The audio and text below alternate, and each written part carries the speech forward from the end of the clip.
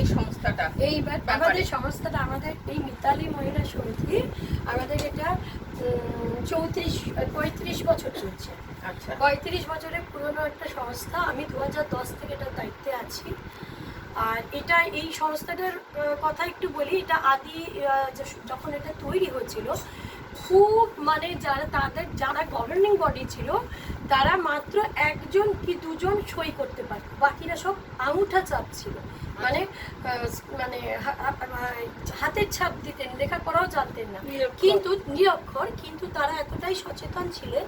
গড়িয়ার পাঁচপোতা অঞ্চল, এখন তো ইঞ্জিনিয়ারিং কলেজ হয়ে অনেক উন্নত হয়েছে, তখন তো সব ছিল না। তার সেই ওই জায়গাটায় তখন খুব স্বামীরা মদ খেয়ে মারতো, মদের ভাটি ভেঙে দেওয়া। তারপর ধরুন মেয়েদের এম্পাওয়ারমেন্ট কি, ওই ধরুন একটু সেলাই শিখে কিছু একটু রোজগার করলো, হাতে তো তাদের হাতে পয়সা থাকতো না। এবার কীভাবে একটু ছেলে মেয়েদের কিছু শখ হলেও সে নিজে কিনতে পারতো না, বাবা মাকে সামান্য জিনিস দিতে পারতো না। এই জন্য সেলাই টেলাই শিখে তারা যাতে একটু কিছু করতে পারে, একটু হাতের কাজ শিখতে পারে, একটু নিজের পায়ে দাঁড়াবার চেষ্টা, একটু লেখাপড়া করা, এই জন্যে এই সংস্থাটা তৈরি হয়েছিল। তারপরে এই সংস্থাটা আমরা সার্ভে করছি। আমি তখন ইউনেস্কো চাকরি করতাম কলকাতা ব্রাঞ্চে। এবার তখন আমি এখানে সার্ভে করতে যাই। এবার সার্ভে করে ওদের একটা দেখি, এদেরকে একটা এড পাওয়ানোর জন্য আমরা চেষ্টা করি। তা একটা এদের একটা সেলাই স্কুল, একটা মানে সাক্ষরতা একটা মিশন ওদের একটা হয়।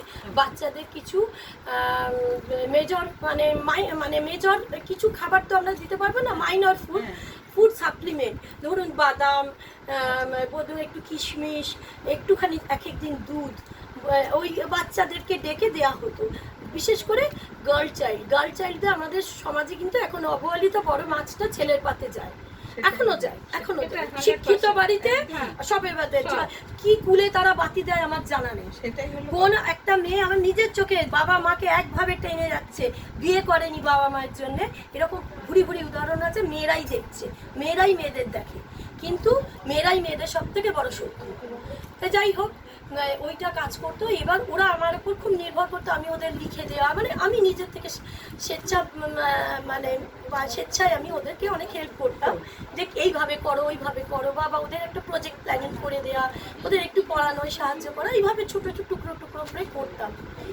তারপরে করা সেটা অনেক দিন আগে, ধরুন 97-98 সাল, তার মধ্যেখানে তো আবার ওদের সঙ্গে আমি একটু টাচে ছিলাম। ওরা আমার কাছে আসতো পরামর্শ নিতে, কিন্তু আমি এই সংস্থার মধ্যে ছিলাম না, বাইরে ছিলাম। 2009 সালে এর যে সেক্রেটারি, তার সেরিব্রাল হয়, তখন সে আমার কাছে আমাকে ডেকে পাঠায় যে দিদি, আমার তো এই অবস্থা, আমি তো পঙ্গু হয়ে গেলাম, আমি তো আর কাজ করতে পারবো না, তুমি এটার দায়িত্ব নিয়ে এটা করো। এবার তখন দেখি ওদের রিনিউয়াল বাকি, কোনো কাজকর্ম সব উঠে গেছে, প্রজেক্ট নেই। আমিও মধ্যিখানে অনেক সাংসারিক চাপে করতে পারিনি ওদের সঙ্গে তেমন কাজে। তখন 2010-এ আমি আবার নতুন করে এই সংস্থাটার দায়িত্ব নিই।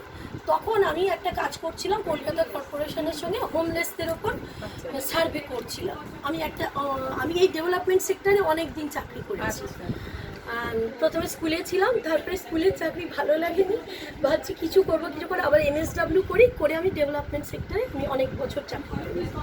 তা এবার সেই করতে গিয়ে আমাদের একটা হোমলেসদের প্রজেক্ট গভর্নমেন্ট থেকে দেওয়া হবে, এসব কথা হলো, তখন আমি এটা অ্যাপ্লাই করি।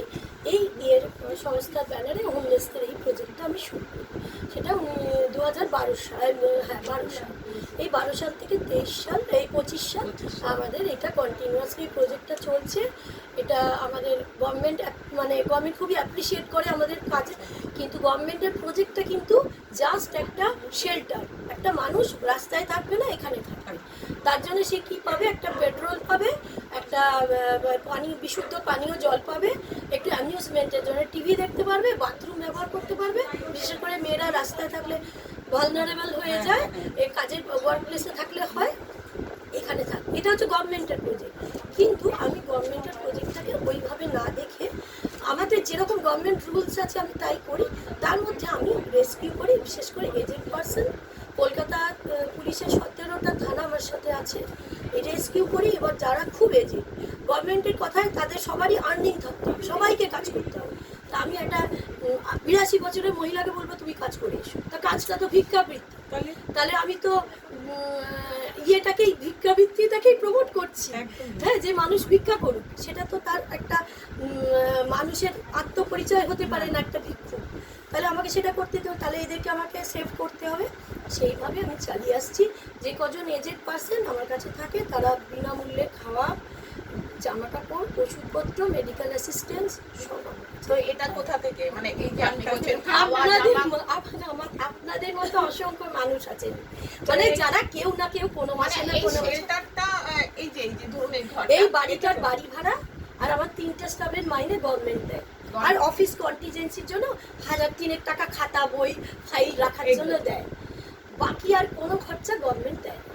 তাহলে এদের খাওয়াটা এদের খাবারটা মানুষের দানে চলে, জামা কাপড় মানুষের দানে চলে, মেডিসিনও কিয়দাংশ আমরা কোনো মেডিকেল দিয়ে যারা প্রফেশনাল আছে তাদের তাকে কিছু ডাক্তার দেন, এইসব নিয়ে আমরা শুধু মানুষের দানে এটা চলছে। মানে এদের খাওয়া দাওয়া যেগুলো আমরা সাপোর্ট, যেটা আউট অফ দ্য প্রজেক্ট না কেউ এগিয়ে আসে, কেউ না কেউ আসে, সব সময় আসছে।